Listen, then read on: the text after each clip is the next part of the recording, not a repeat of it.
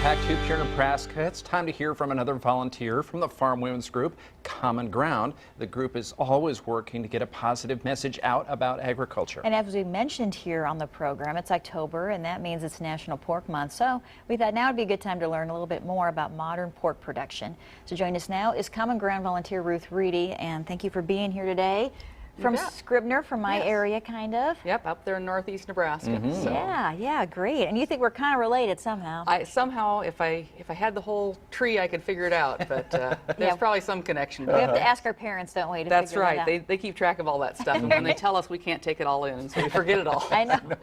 Well, let's talk about your background raising hogs. Well, my husband and I started farming about 27 years ago, and if you recall, maybe in the early 80s, mid 80s, it was terrible financial conditions, but my dad was always very enthusiastic to get people into agriculture. Part of my husband's wages were to be paid in bred sows, those that were going to have pigs, and that's how we got into the hog raising and continued with that for 17 years. We had to get out of it due to some labor issues that we had. We had a change in our operation. And currently we raise corn and soybeans, which are the main feed grains for pork production. Livestock in Nebraska is the best customer for corn and soybeans. And so that's our connection there. We still raise a few hogs, mostly for our family's consumption, some for county fairs, as I know your daughter showed some livestock, some hogs this year too. So. Keep that connection with it too, and have several friends that still are hog producers in the business currently. So Ruth, how has hog production changed over the years? I know a lot of times now hogs are in what they call confinement barns, right? And some people raise concerns about animal safety. Talk about that a little bit. Well, a little background on October Pork Month will kind of make the connection for us. October is Pork Month because the former methods of raising hogs had them born in the spring, and then the bulk of them were marketed here in October. Because we need to have a level production, people demand pork products throughout the year.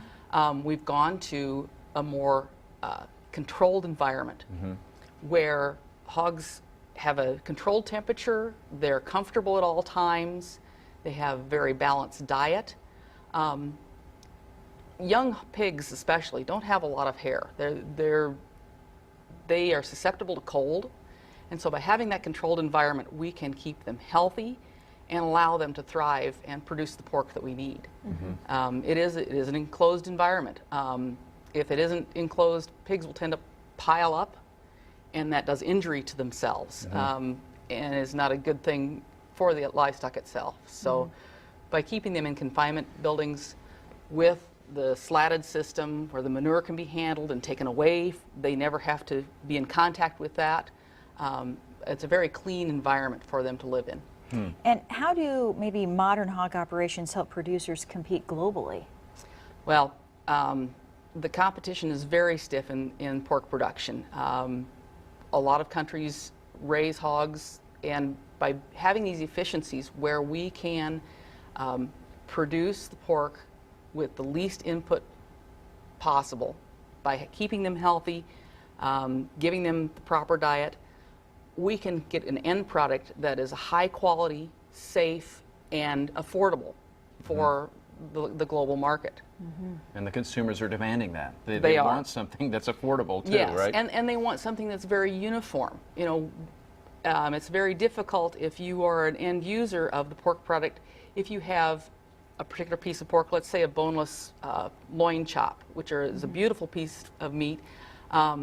If from one hog it ends up being, about the diameter of, say, a softball, and from another one it ends up the diameter of a baseball. I mean, it's a lot of variation, and end users don't really care for that much variation. And the methods we use today can help us to keep things more uniform, so you know what to expect. When you go to the grocery store, you know what you're getting, you know what to expect. Okay, all right. Well, thank you very much for telling us more about that.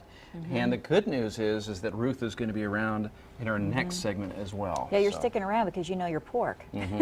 Yes. Well, hopefully we'll enjoy what we're tasting that in a little bit. That sounds That'd good. be great. Yeah, it's always fascinating to learn about modern hog production, and having someone like Ruth has done this job through the years, to have her explain all of that. Yeah, so she's going to stick around and tell us more about pork and how to use it. So after the break, she's going to give us a recipe for using pork. It's a pork stew. We'll show you how to make it, and I'll tell you where you can find the recipe next on Pure Nebraska.